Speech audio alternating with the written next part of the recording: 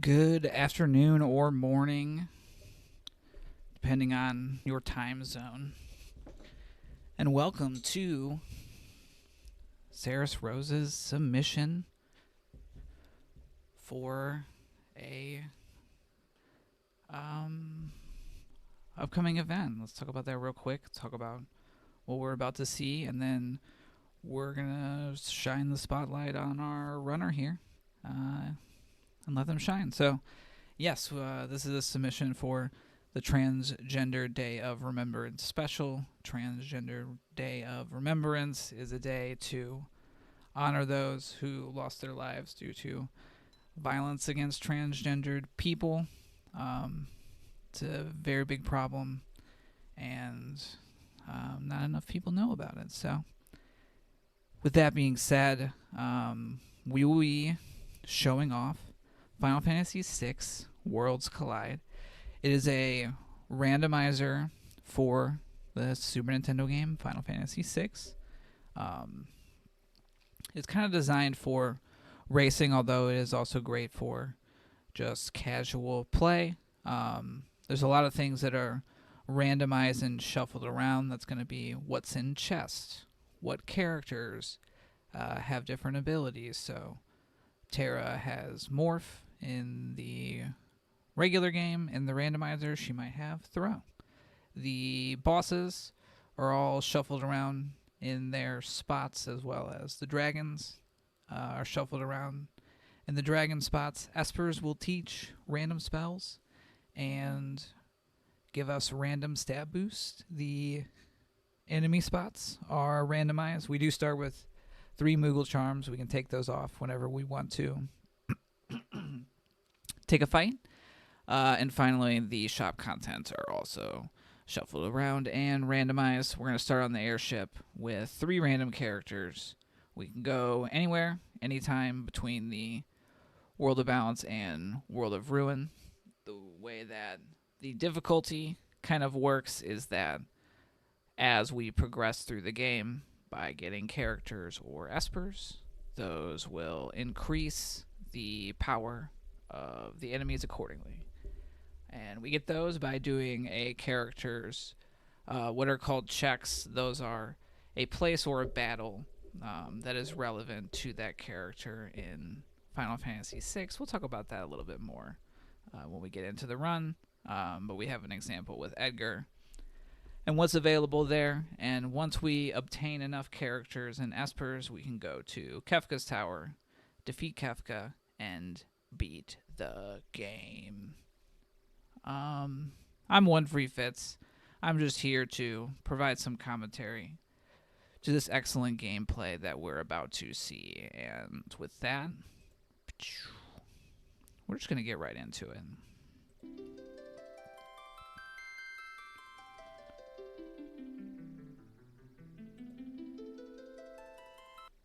Let's see what I can do about some levels here. Just on the fly.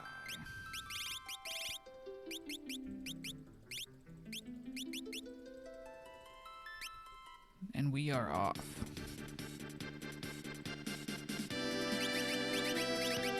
Terra, Locke, and Celis start. Terra has... Someone has magic attack. We're already menuing very fast. Ceres is a newer on the scene player. They recently participated in our new player tournament, Moogle Cup, and they have just quickly gotten really great. They also selected the palettes for our characters, so they're going to be giving some familiar colors. Alright, I'm going to bump. We're going to do some more audio adjusting on the fly. Less game audio. More Fitz audio. Gotta look at these bars while I'm talking. Okay. That might be better. Let me get closer to the mic, too. There we go. Okay. So we're looting, we're shopping. That is the typical kind of beginning of a playthrough of Worlds Collide. We are looking for loot that we can use. We're looking for loot that we can sell for money. And then we're looking for some power. I'm noticing, I think the flags... We didn't get the full peek at the beginning. I know our objectives. We need 6 characters, 9 espers to get into the tower. If we get some extra stuff, we can skip to the back, which saves us about 5 or 6 minutes of walking around. In terms of kind of the game overall, we are hitting all of the beats, the cutscenes, and those kind of story elements are removed, and so we can get that great Final Fantasy experience. I saw an offering and a dragon horn for, I think on my first casual. I didn't time it the first few times, but I would say after getting kind of our bearings, like a 4-hour experience, it gets down to 2 hours pretty quickly, and it can depend on the settings. There's a lot of customization in the game. I would say overall, sort of the big moments that we're looking for, we like to find big loots, so that offering could be potentially very useful. The dragon horn, when paired with boots, lets a character jump a bunch, and that's very useful. There are a bunch of powerful weapons that we get excited about. There are also some bosses that can give a runner a tough time. We love to see them use their knowledge to get through a tough fight. So I'll try to highlight those sort of things so far. I mean, really, what I'm seeing from Saris, initially fast decision making, fast menuing, just overall a lot of speed. Having Terra as one of our characters, it lets us come into both that treasure room that we saw looted earlier, as well as this sealed cave here. So that's a lot of early loot that we can get our hands on, and then when we get to the back, we will see our first reward, and if it is progression in the form of a character or esper, otherwise we will get a high tier item. And that does look like a character, the mysterious mercenary Shadow. Looks like they have runic, not the best command. It can be situationally useful. Shadow has several checks associated with them. We can go to Gao's dad's house, where we would normally pick them up after the party splits up in the regular game.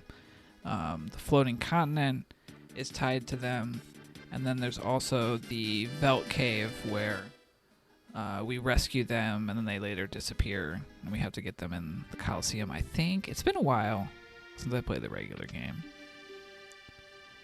We're coming into Albrook here. There's a decent amount of loot, as well as another set of shops. We got some thunder rods. Those are very useful, powerful items. We can use them as an item to break the rod, and it unleashes a spell. That spell, I see ice shields for sale. That spell ignores the reflect condition as well as magical defense, so breaking a rod will hit very hard. Picking up an ice shield, that's a even more powerful version of those rods. It teaches the wearer an elemental spell, and it can be broken to cast the most powerful elemental spell. So for ice, that's going to be Ice 3. Similarly, it ignores Reflect and Magic Defense. So breaking a shield in a pinch will do a lot of damage, and knowing when to do so will save a runner a lot of time. Warp Stones are another kind of item that we're looking for in our opening shopping.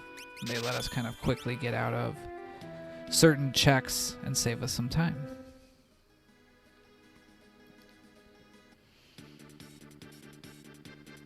So I will mention, I mentioned this in the intro, since we picked up a character at the back of the sealed cave, the monsters and bosses have gotten a little bit stronger. Right now, our characters are level 3. The enemies that we face in these settings, it's always going to be 2 times the total amount of characters, espers, and dragons that we have. So 4 plus 1 is 5. 5 times 2 is 10. There is like a plus or minus that happens. So right now, enemies will be between, I think level 7 or 8 or 12. The higher we go before we get off level 3, I would say the riskier it is, but we can be rewarded with that risk, having some of those powerful items to quickly get a huge amount of levels in one fight.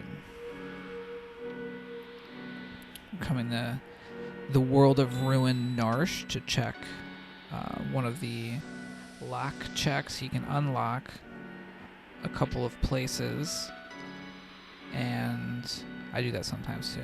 And we can get a choice of potentially either an Esper and a high tier item. We took the Esper in this case. We also can come get the Cursed Shield, and it will tell us how many fights. In the vanilla game, it was 255 to uncurse it. In this flag set, I think it's between, I want to say the max is like 13. It's like 7 or 13. 10 is okay. It can depend. 10 is starting to get maybe on the edge of like, could be too much trouble. But it depends. Wearing the Cursed Shield inflicts a bunch of bad statuses on a character. It also provides no defensive value, and I think makes you, the wearer, weak to every element. Okay, we're looking at Espers here.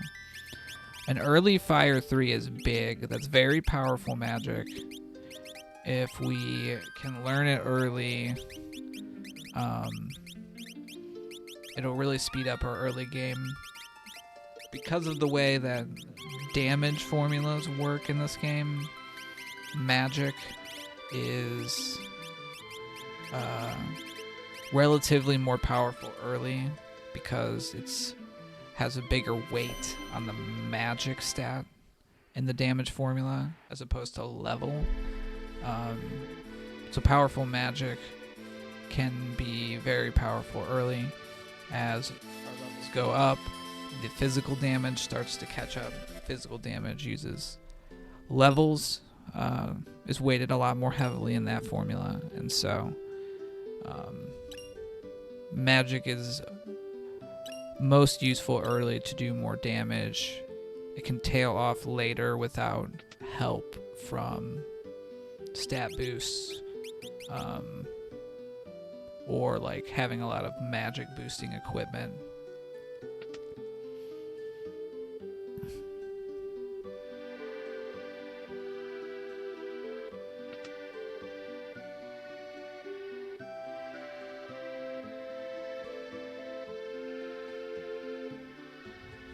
Now we're coming down into this basement. This is where Celeste is being held captive in Locke's little chapter. And so we can run in here. And we know if it's not a character sprite, that means it's either an Esper or an item. In that case, We got an Esper.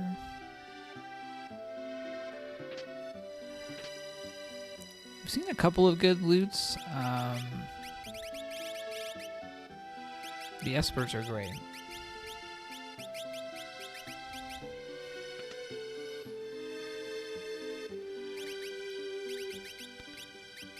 Okay, we're gonna try to take a fight here.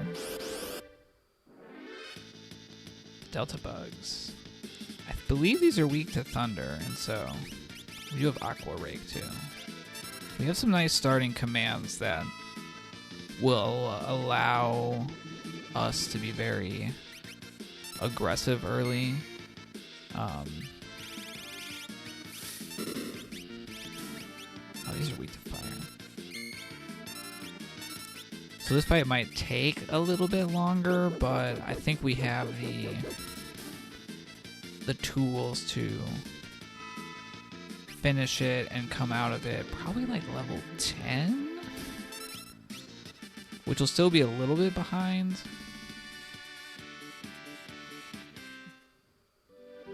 But I liked keeping it off. That's a good fight. I think it makes sense to take one more of those. Okay, this is a scary fight, but it's worth a boatload of experience, so we'll see. It looks like they're choosing to send it. And I like it. That's a bold play. These things drop a boatload of experience and magic points. They also have a ton of hit points, and they're scary because they can do AoE stuff.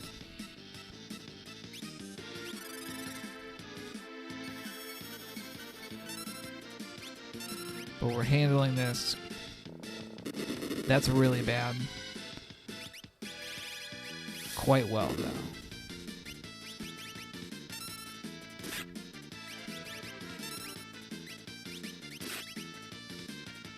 It's gonna come down to our hero.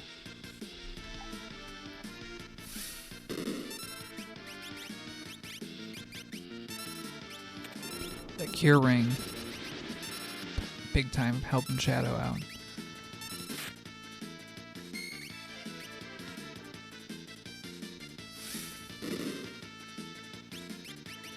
Yeah, ooh. That's tough.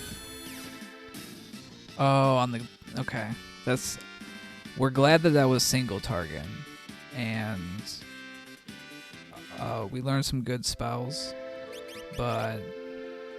Everyone but... Who fell down? Everyone but Celeste is now caught up in the level department. And I like that. We are like, whoo... We got through that, and it was a huge pile of experience, but let's not press our luck. I am foolish sometimes, so I'd be like, maybe I'll get those bugs again.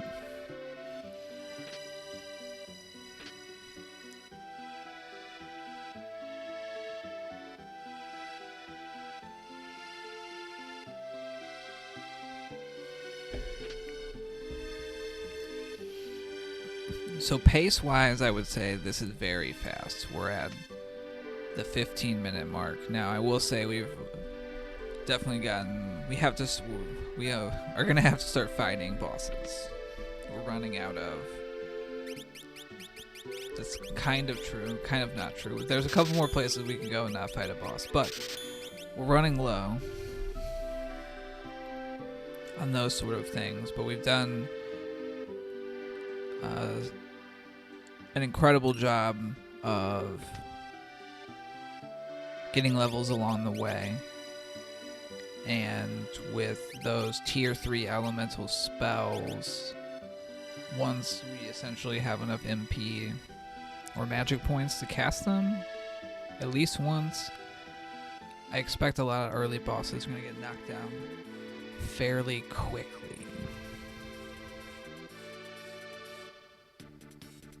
I'm going to guess we're going to the South Figaro Cave because we can get a free heal, and it also is a very fast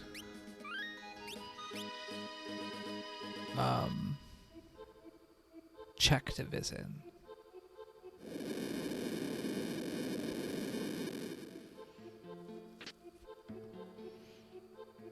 One of the other interesting things, in addition to like, there's often more than one path to get to Kefka. It's just like the interesting small decisions around like looting. When am I looking for more? When do I have enough? We have an appearance from, I guess not, this form of the Yeti is not necessarily the fan favorite. Those are incredible lures.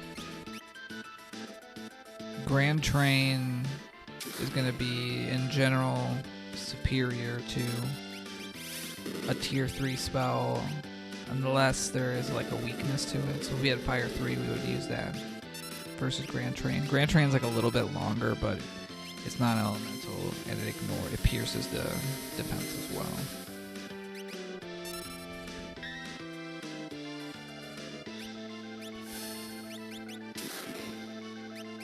The Yeti can definitely get more.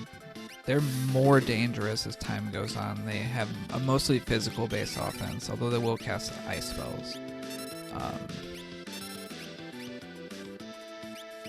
But they hit very hard. Now, what would be the dream here is if we then got Umaro in our party at this spot.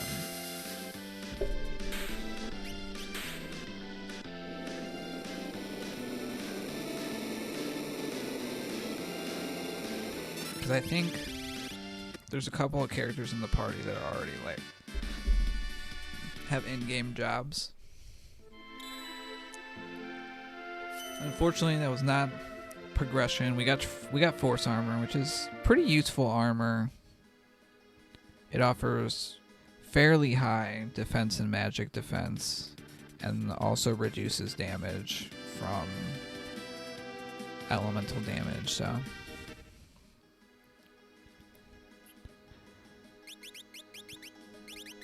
what's also interesting, based on the characters that we have, is that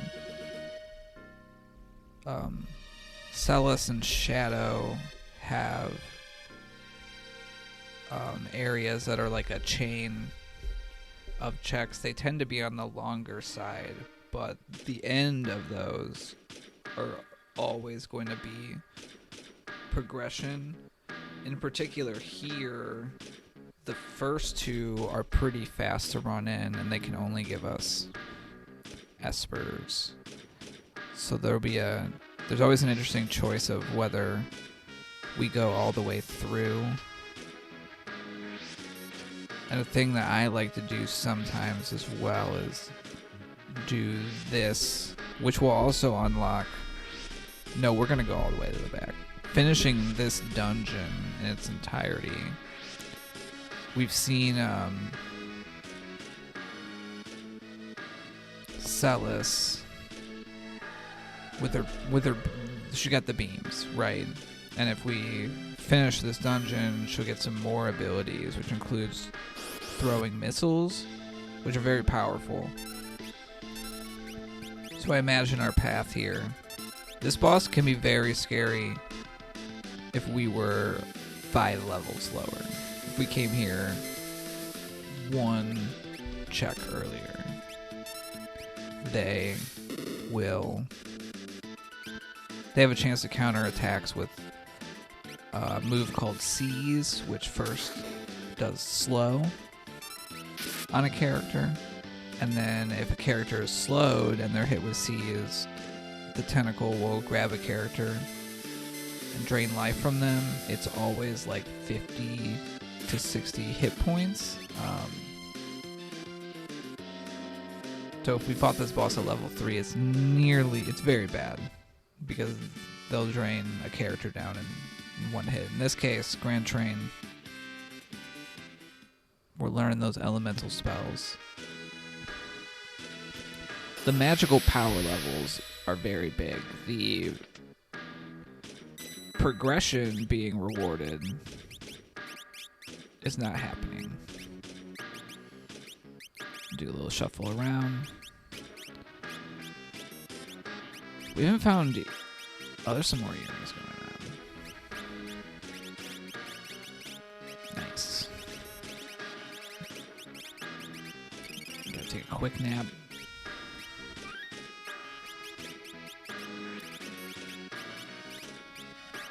Ooh.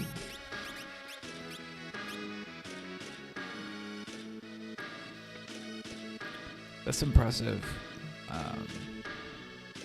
And really good knowledge and optimization, you know, to really like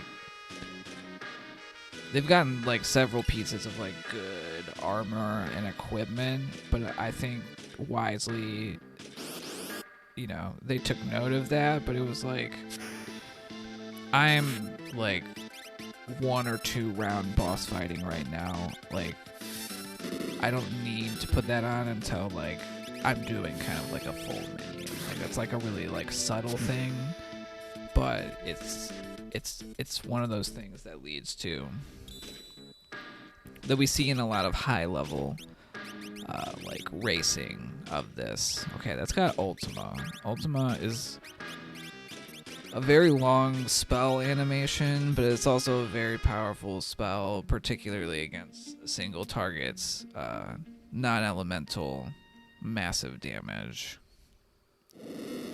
I believe in the flags that we're playing, it costs 255 magic, so we usually, without relics that make spells cheap, which I think we have one of, honestly. We usually have to be in the mid-20s with our levels before we even have enough to cast it, so it's like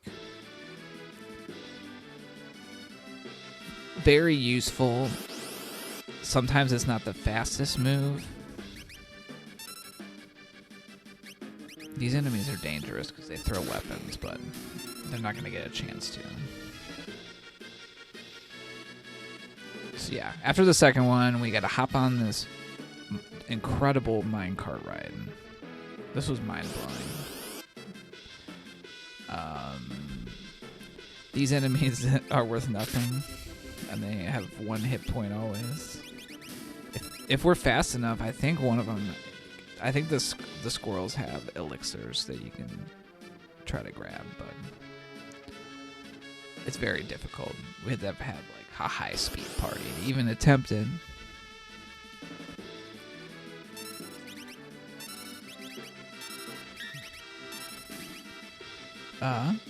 Ooh. Got one. They do give a decent amount of magic points, so it's like the experience is terrible, but we're gonna do a math check. So this boss is pretty notorious. They always open with that attack, and anyone that has a level divisible of 5 is knocked out. If the whole party is divisible of 5, they gone. It's over. This is a particularly mean spot for this boss to be because it's after a bunch of fights that we kind of have to take. And so even if we weren't on a level divisible by 5, we could end up that way. But they have a decent amount of firepower.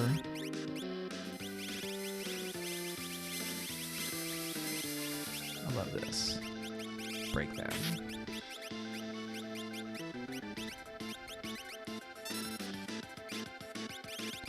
And then after kind of the initial annoying attack, they can also do other annoying things. Right now they're just hitting a lot. They have various spells. This is probably the most annoying thing they do, is they can just spam like Doom every turn.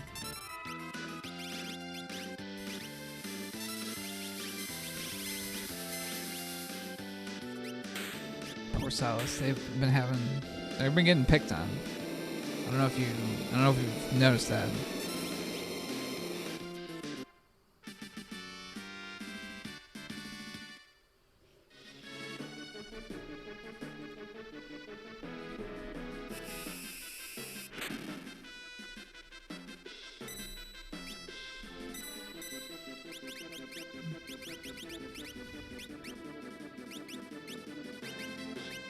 Esper peeking.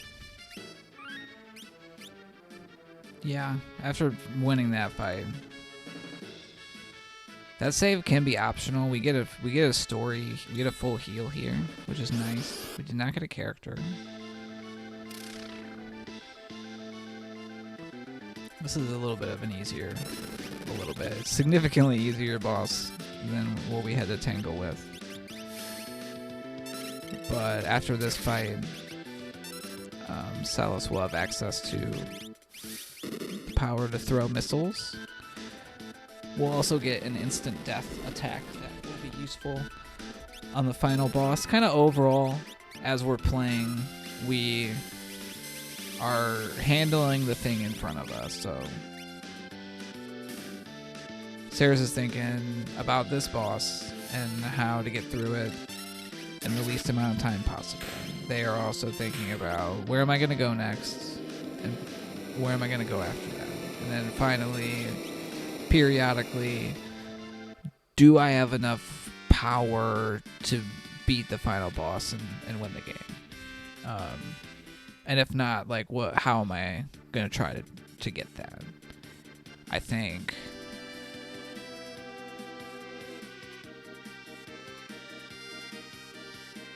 going to World of Ruin. I'm probably wanting to find another character, although there's a dragon and Esper up here.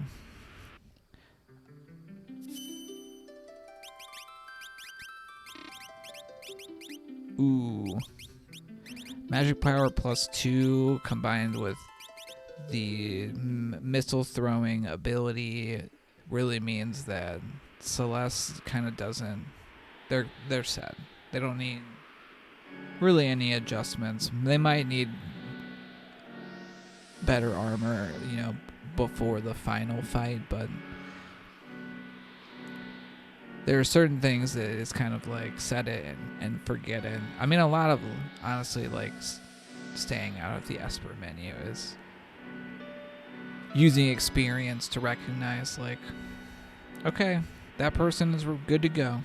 I don't need to look at them anymore in terms of their stuff or them learning other spells.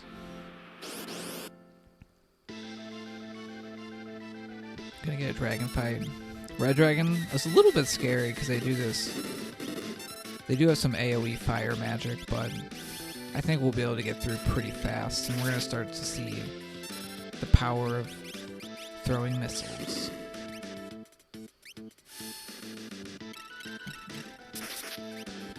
As Celeste is channeling Samus.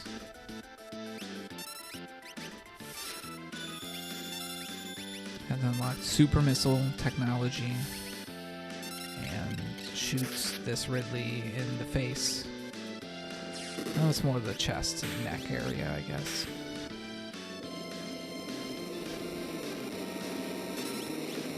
So dragons will increase scaling or difficulty of enemies. They will also give a lot of experience, they give a lot of magic points, and they will drop both the thing they drop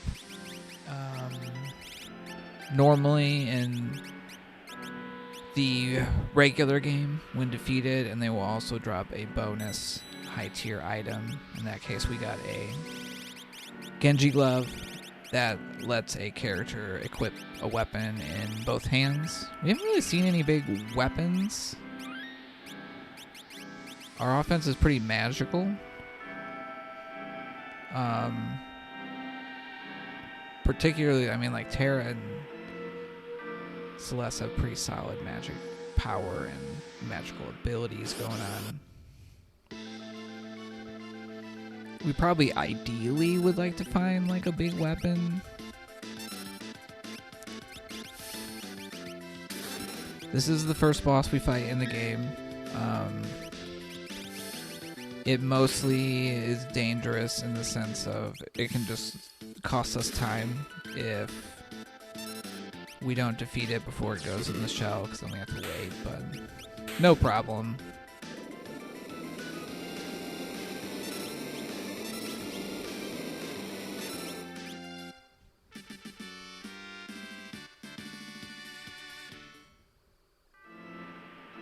Yeah, just really great execution. For, as I mentioned, rising star on the racing scene.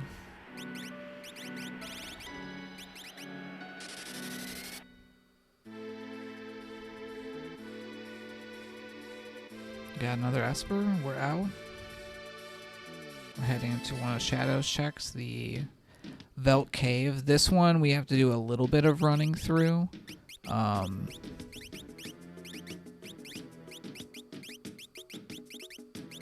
But we are able to see if it is a character sprite or an Esper or an item reward before we fight the boss.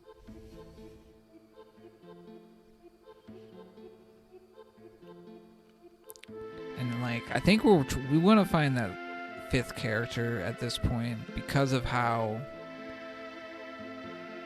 the like randomization logic works to ensure that any instance of the randomizer generated is beatable.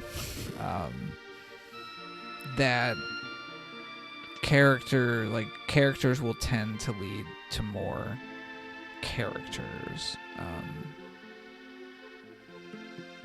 And it's not like a guarantee, it's more of like a probability thing. And so like our 5th character is more likely in their checks or dungeons to have another character versus Terra was one of our starting characters. It's less likely that there is a character in her checks. Not that it's impossible, so there's always some balancing. We don't have suplex, so we can't suplex the train. We can shoot missiles at it and cast haste on it. The Evil Toot is very annoying and inflicts some random statuses on the party. The Muddle status, we saw them spinning around, is the grossest one in terms of can be most devastating. If we had an action queued up, when they become confused, they will execute that action like on the party. Otherwise, they will do a random thing to like a random target. And the bosses that can do it have a knack for doing it on our most powerful character. So we got an Esper. We're sitting at 4 Espers, 7 characters, a dragon, 11 checks completed at the 34-minute mark. Still a very great pace, even though we did run into a couple of the checks that didn't give us progression. Our check per minute, 3 minutes per check is a pretty solid pace. Especially where it's like, depending on if we are lucky getting progression, always it's possible to get into the tower with 15 checks. But even if we're at like 20 checks, like a 3 per minute is still putting us in the tower at the hour mark, and that's a great time.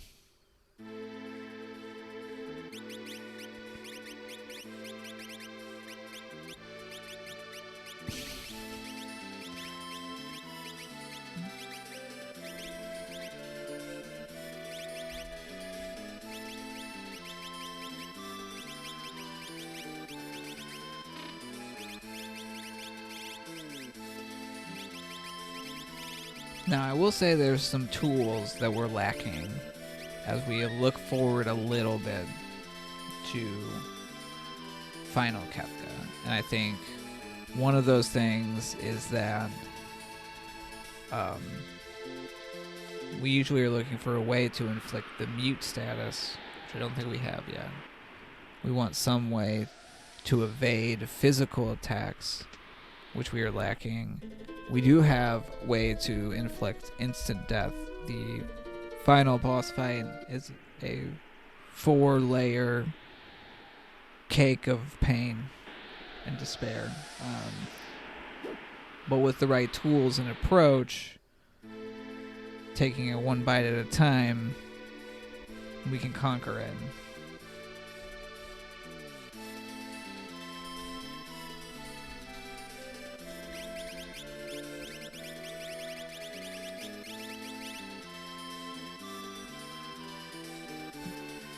Thank you. I thought that was a good description of the experience.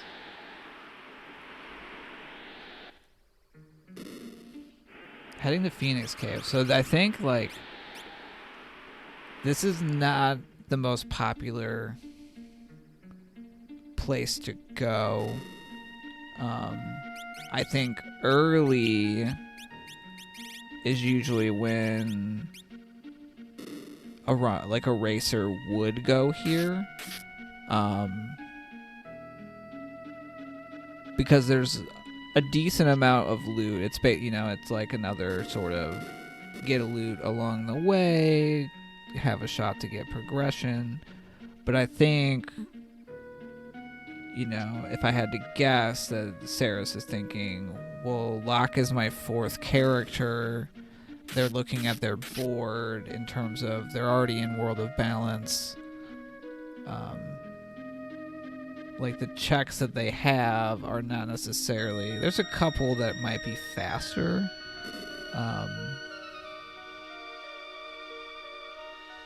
So it's like, I think it would be easy for someone to just be like, nah, I'm just not going to go there. I'm just going to check, like, everything else. But, like, I think percentage-wise, this was a really good call to make. Especially where it's like, if it's an Esper here, that's okay.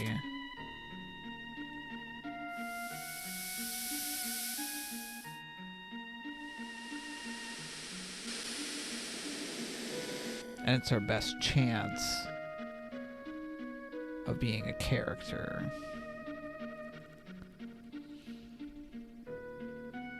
There is a Terra check in the World of Ruin that we can get a preview of.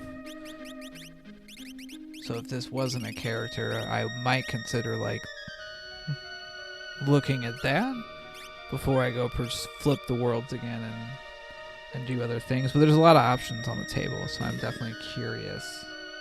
And we'll be making note of for my own going fast purposes. That's partly why I enjoy like newer players coming up in the community, because oftentimes they don't have the same sort of like preconceptions as like a long timer. Like, I'm not even that long timer, like me have, and I often learn things from watching the newer players and their like learning journey.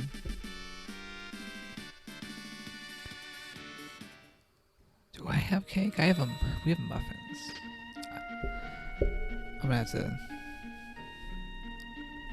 check out some sweets after finishing this up, but finishing our run through the Phoenix Cave. Definitely approaching that sort of like end game. Like I feel like we're feeling pretty confident about our power levels in terms of outside of the tower. Part of the interesting thing about the final dungeon is we have to split our party up into 3, kind of similar to what we've seen here. We are getting an Esper, so we're 1 Esper away from meeting that requirement. Now where do we go? Head in the World of Balance. heading this guy. I would say this is another choice that I think a lot of runners would be hesitant to make, and that was no hesitation. There are 3 potential rewards up here. The first and the last one can be characters. The last one is a guaranteed reward. I'm going to get my estimate off. I would say it's like 8 to 10 minutes to get through here. Like end to end, because there's these fights in the beginning. We have to fight 2 bosses before we even get our first reward. And then you got to run around and do all the, like, hit the switchies.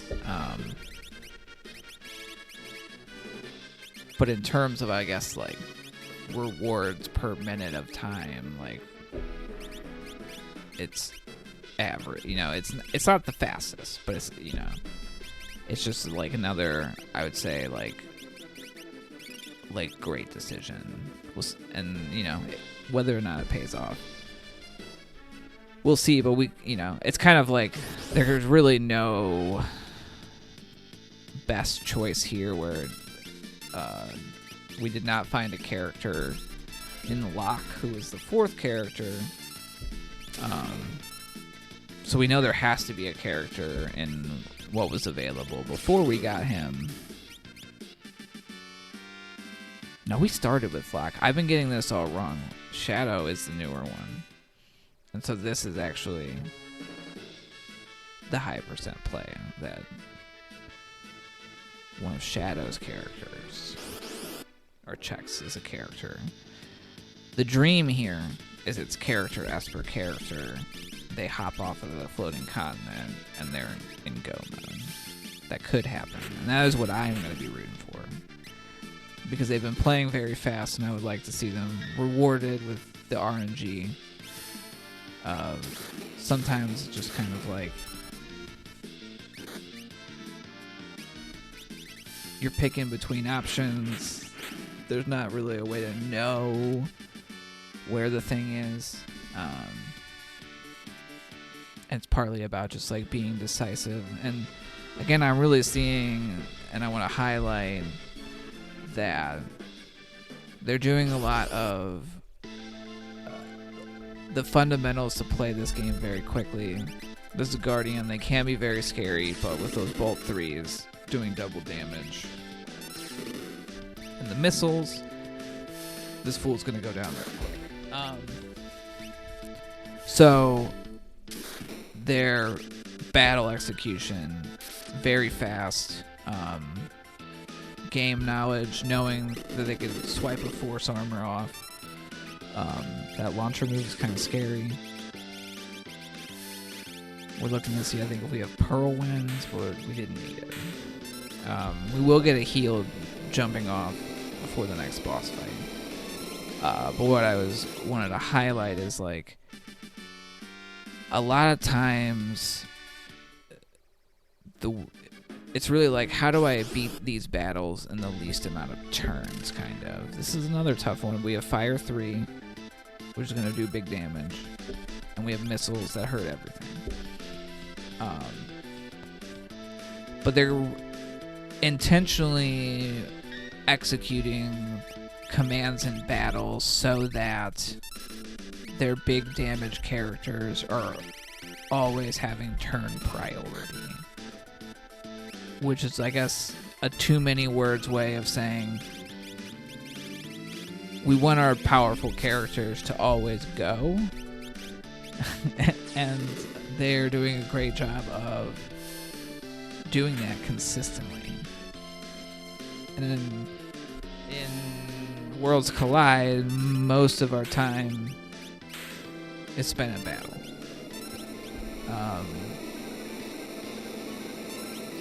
There's another chunk of time that we spend in menus and shopping. There's another chunk of time that we spend in the beginning, like getting off the ground. And we are getting a character here.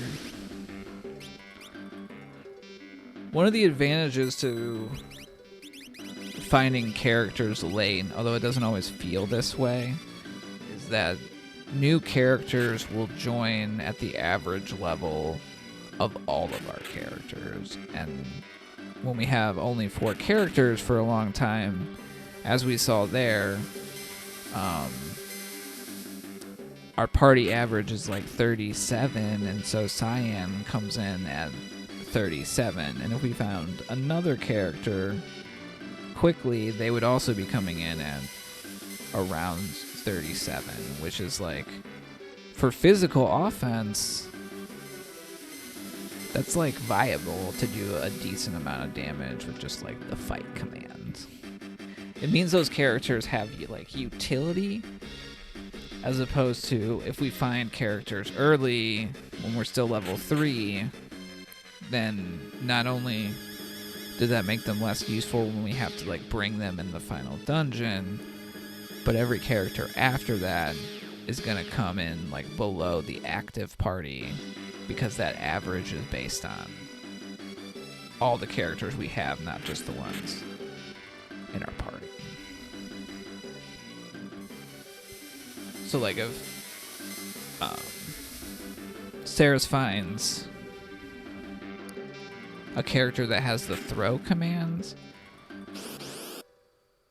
they could immediately be an in-game character because they have the levels that they would need. This is Rexel. They're weak to ice, but they have very high magic defense. And we generally try not to use, I like this, AoE attacks, because every time we take out the little minions, they just like respawn and it takes time. An incredible time-saving move there to just crack the shield. Knowing that we don't really need it, and that probably saved us like 2 or 3 turns of battle. Not that we are in danger. Ooh. Hmm?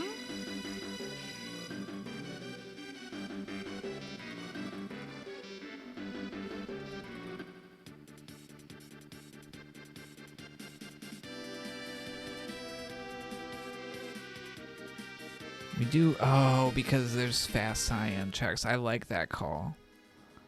There could be a character at the end of that as well, but we have to have 3 forced encounters in a boss fight before we can find out. This is not a character, and it is Goddess. We have a mostly magic offense and Ultima, so I don't think this will be too big of a problem. If we had more of a hitting stuff offense, Goddess can cause a lot of trouble. She casts pretty powerful area of effect spells. Ooh, and getting the Minerva off. Another good game knowledge demonstration.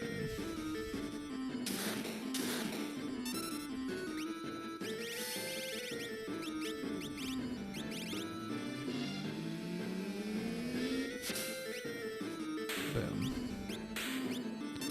That'll get a huge pile of experience.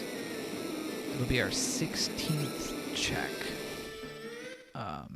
If we get 22 or 12 espers, that'll let us skip the front half of the final dungeon. We got a refund for our ice shield.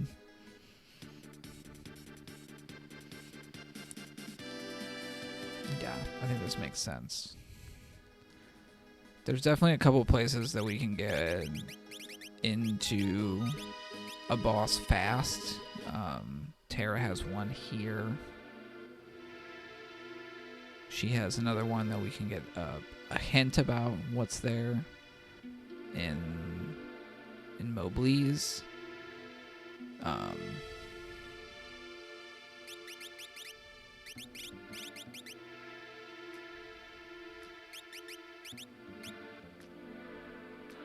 So we'll see.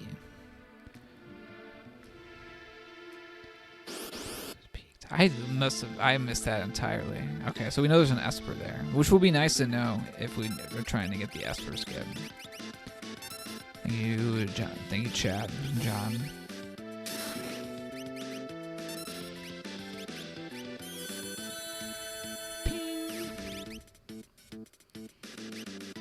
This is the boss that can be scary because they have 3 parts, and one of the things they can do is use a move called Launcher, which can reduce everyone's hit points very low, and then the other parts can do their thing, and then we lose. But the power level is big. The levels are really at those end game levels, so I think once we get that unlock, we can also come back here and get the second reward, which counts as a check. So we very quickly got to 18.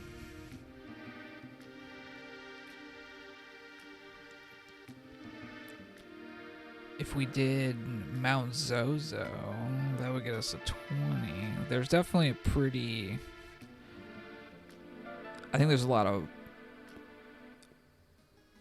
options that are pointing towards we're going to get that skip of the front half.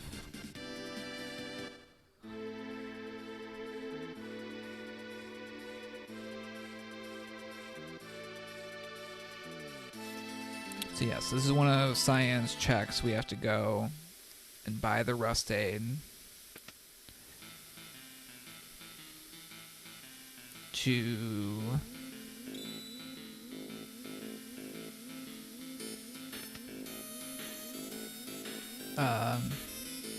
de-rust this door.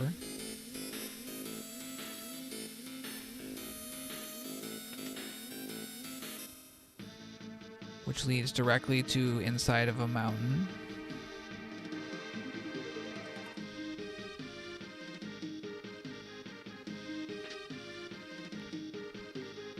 Yeah, I would say it looks like we're skipping very out of the way chests. We're skipping kind of out of the way chests. We're still opening those a couple step away chests, which is really like pretty much the lowest tier, you know, of chest opening levels until we get to I'm not opening any chests.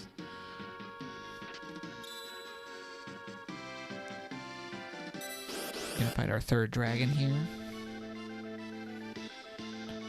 Dirt dragon can be dangerous. They will counter with a hard physical attack, which at our, you know, difficulty or scaling levels will be pretty bad. They can also cast a spell called Quake, which we usually don't have a lot of earth elemental protection kicking around, but I think our power levels are such that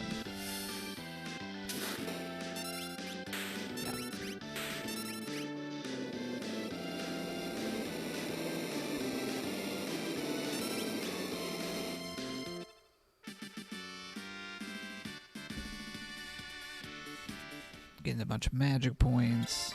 Ooh, very nice. Illumina, one of the best weapons in the game. It does full damage from the back row.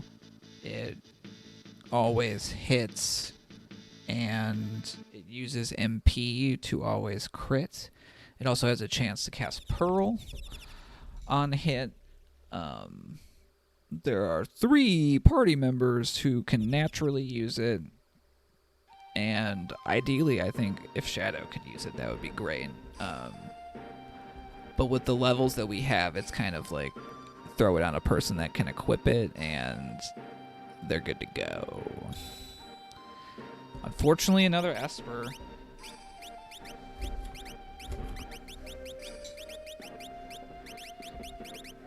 Although it's better than a high tier item because that puts us one. I like throwing that on lock. One of those two, they got both kind of lower magic, lower magic stats overall. So definitely better to put it in the hands of a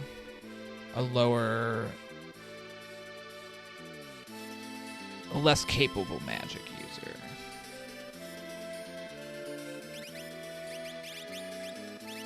Looks like we're heading to Doma Dream, which is, there's a few checks here, but we're guaranteed to come out with the skip, just based on checks. And it again is like the most likely place that there's a character, based on what's left, and especially on the fact that we've already ruled out Mobley's.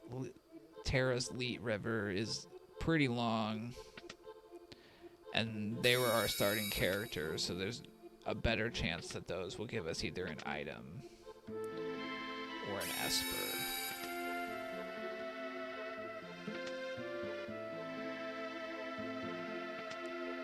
This would definitely be a choice that I would be really like thinking about, but again, like showing very decisive, just getting in there, and again, probability wise, the best chance to come out with a character and be able to fly into the final boss gauntlet.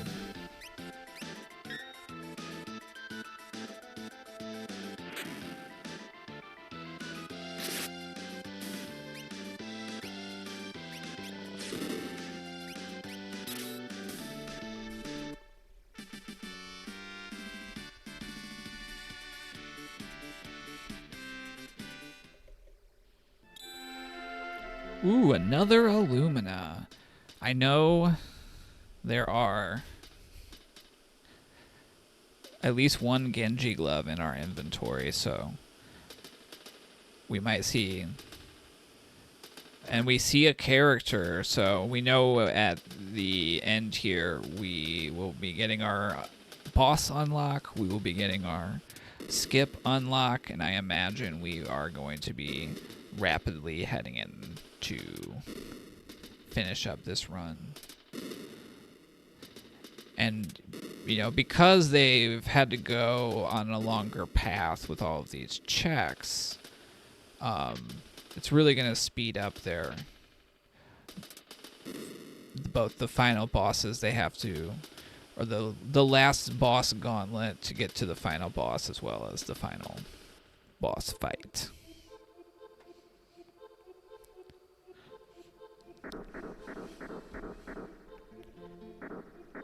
I'm going to step away for like 30 seconds while we finish up the dream sequence here.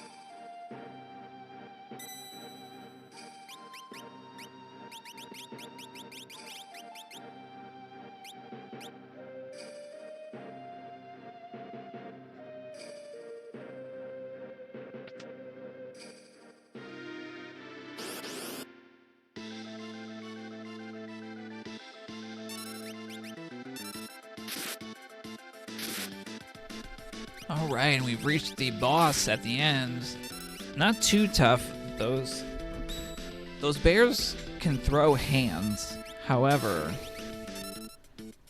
we're pretty well equipped to deal with this. We've already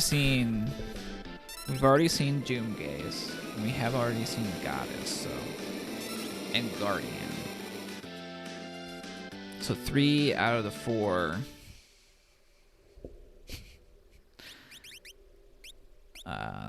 Not too great, but we just needed a character anyway. Yeah. So we've seen a couple of, I would say, the annoying bosses. And we don't even have to go and get what's on the throne. However, we might still be looking for a way to evade physical attacks. And we found it. That's what we were looking for. We've got pretty much everything that we need. And entering the tower with Skip at like 102 and some change. I would say we're on a pace for like a 120, which in this flag set is a pretty great time.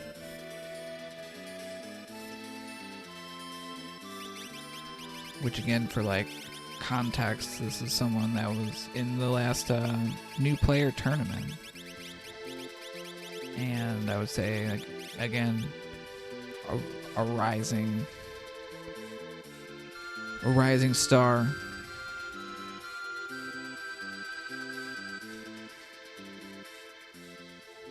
Just demonstrating like a lot of learning that they have done, a lot of good effort that they have put in.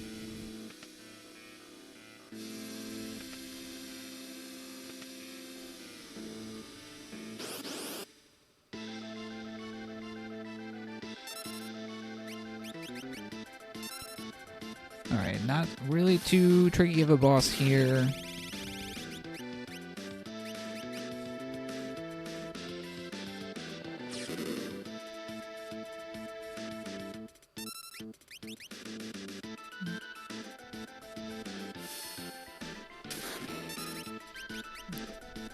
I would say former Moogles are honestly some of the best mentor candidates.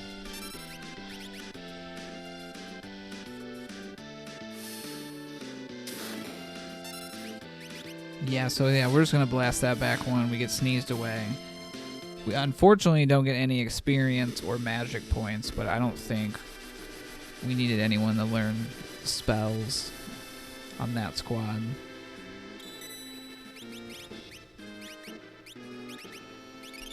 I want to see guesses in chat. We're getting close to the final Kefka. How long are we spending on final Kefka here?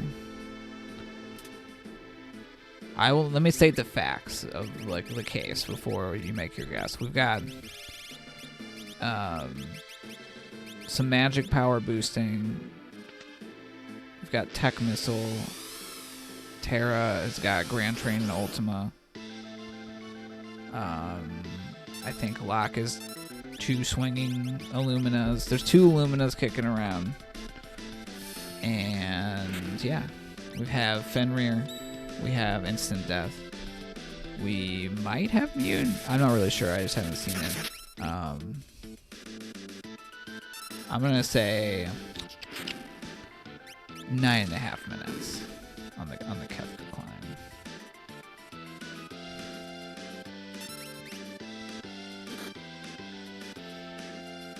Here we have Senator Behemoth.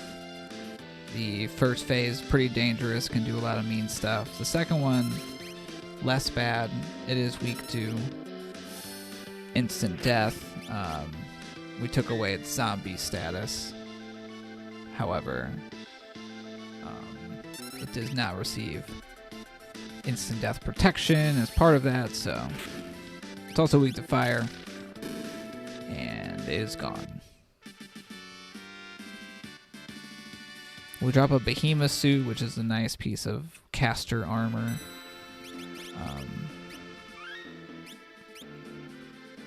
If we can wear it. Only got 2 more bosses to go before the final fight. Checking on that meme chest. Empty.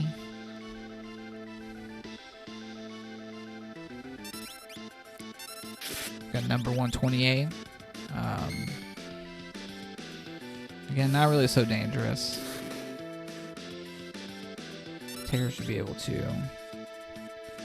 handle this with 2 or 3 more turns.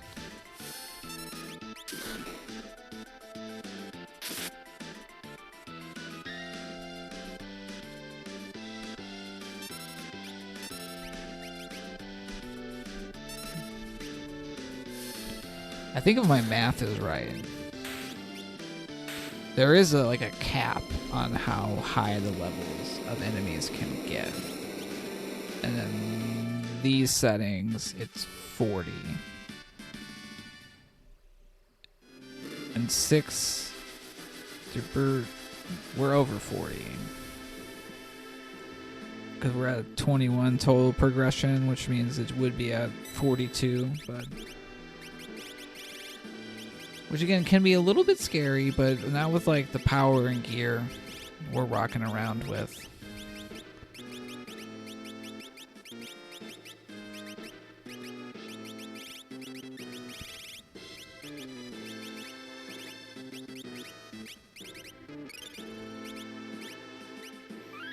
I saw a pendant there. We can use that to go to the future, but that's later. Alright, let's see how much damage the lock is putting out.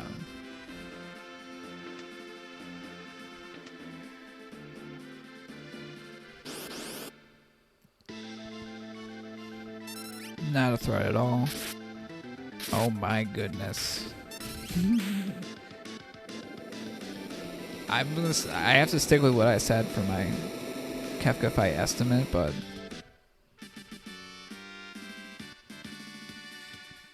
that Illuma doesn't have the highest defense, but I think Lock is still exceeding 10,000 damage a turn without proccing the Pearl. 108.30 switches.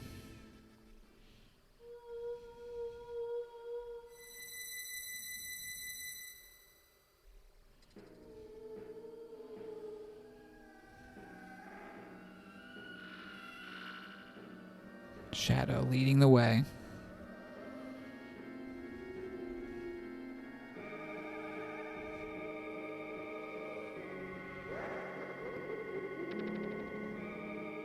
We'll see what our entering Kefka time will be.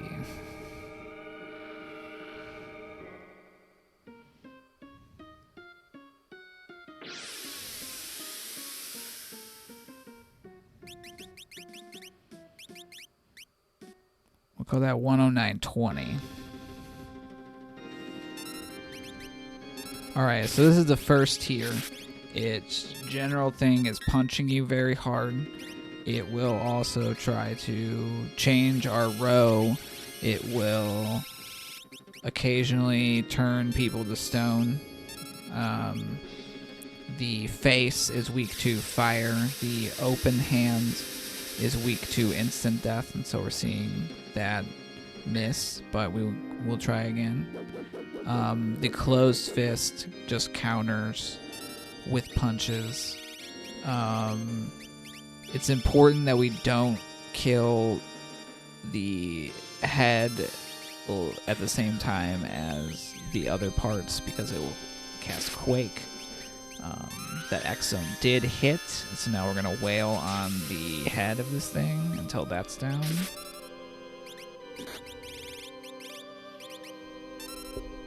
It is safe, and I like being aggressive and spreading out some damage a little bit. It looks like we have Phantom and Fenrir, so we can use Phantom on this tier and not get punched. Or counter-punched. Miss? Yeah.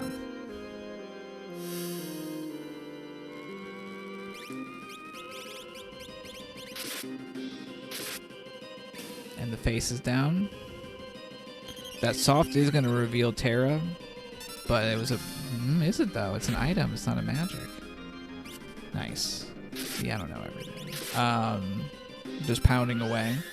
This will counter and can death counter with a very strong physical attack, but having the vanish status means we're not going to get hit. Tier 1 done.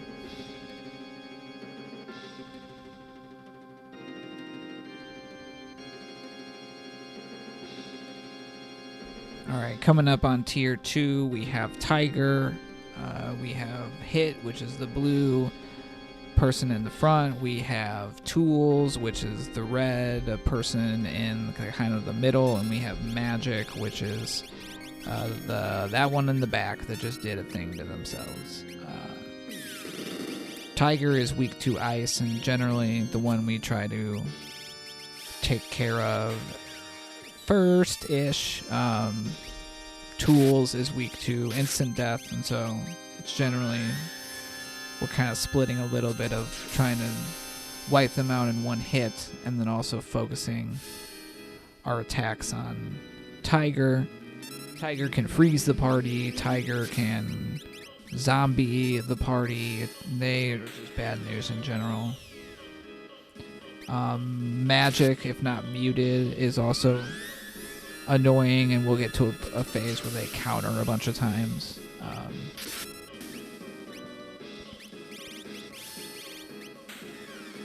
But they're doing a great job of just pouring it on. These X zones are not doing a great job of hitting. Ooh, we got a muddle.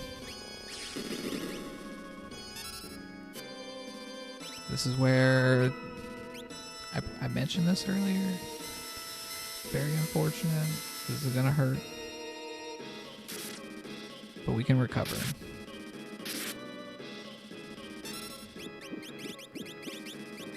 Life 2, no problem. Good to go.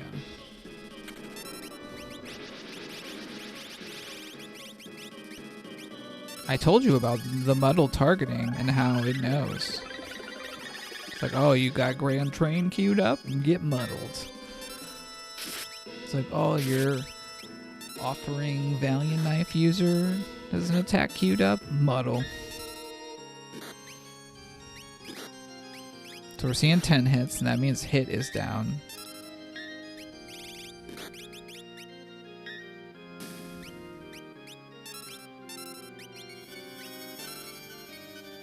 Magic being annoying. Using the higher percentage X-Fur. Got it. Wailing away. Getting the big guard back up.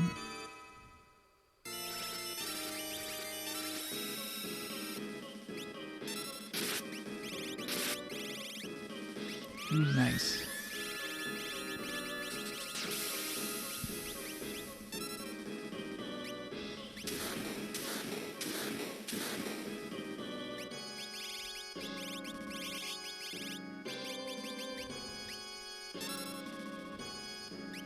Yeah, our healing options, we've got an elixir, a couple X potions. Magitech heal force is going to be a pretty big heal. Not having mute definitely slows down tier 2. Also, X zone missing 11 times.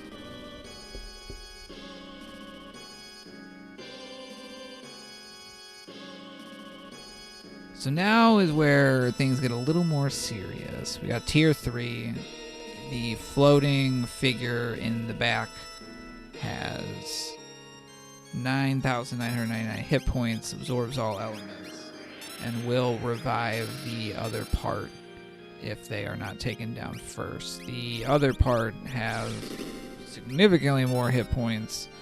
When they get below half, they will have a chance. They switch the script, and they have a chance to counter with Meteo or Train, and they also can do that on their turn, leading to the double-dreaded Meteo. It's not a guarantee attack to hit. It has pretty low accuracy, but if it hits twice, it's bad.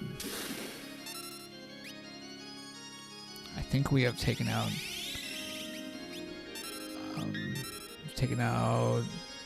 the one part already, so we are healing up before we send it. Usually we try to burst through when we get into that back half. We're not quite there yet, although this is a pain.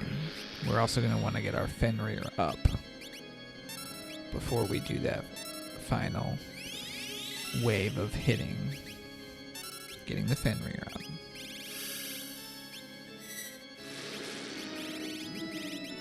Locke is running a little bit low on MP, which they need for those crits. Okay. Very nicely calculated.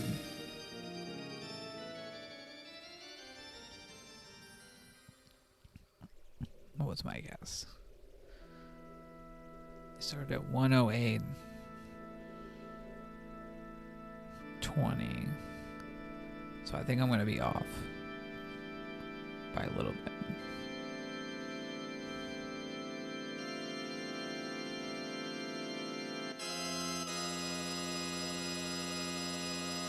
Definitely the sub 120 still in sight. This final tier, they will open with a move called Fallen One. It reduces everyone to 1 hit point. When they get below, when we do over 30k damage, they switch their script and will start charging up a big move, but they will also start countering every attack with a big attack. So we try to do a bunch of damage, get them into that charge up state, hang out, and then do a bunch more damage again. So we're entering the do a bunch more damage again phase. This is where we break any shields if we have them. We use our most powerful attacks and generally just try to do like 30,000 damage in a turn.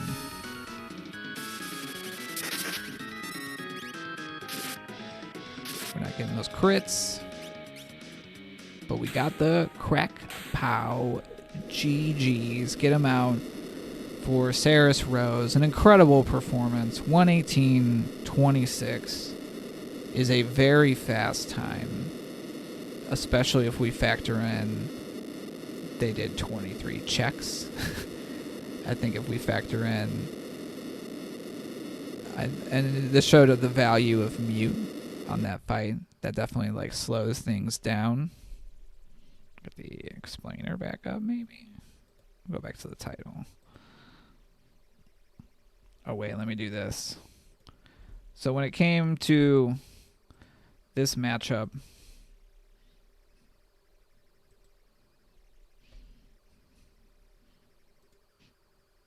Saris Rose is the winner.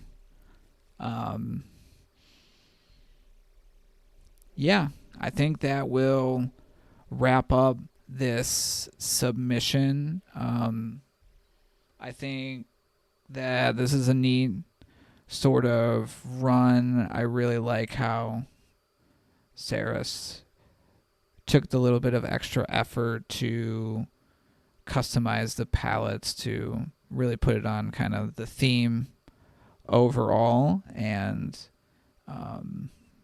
you know, I think if selected, they're going to put on a fantastic showcase of this very fun randomizer.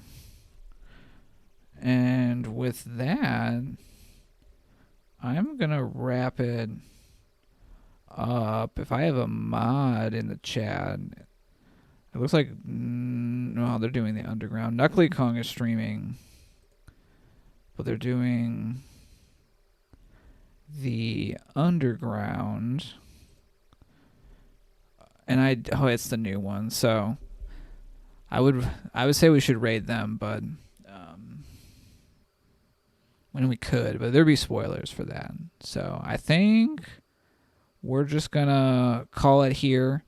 Thanks for tuning in and considering Saris's submission, and have a wonderful afternoon or morning, depending on your time zone and whatnot.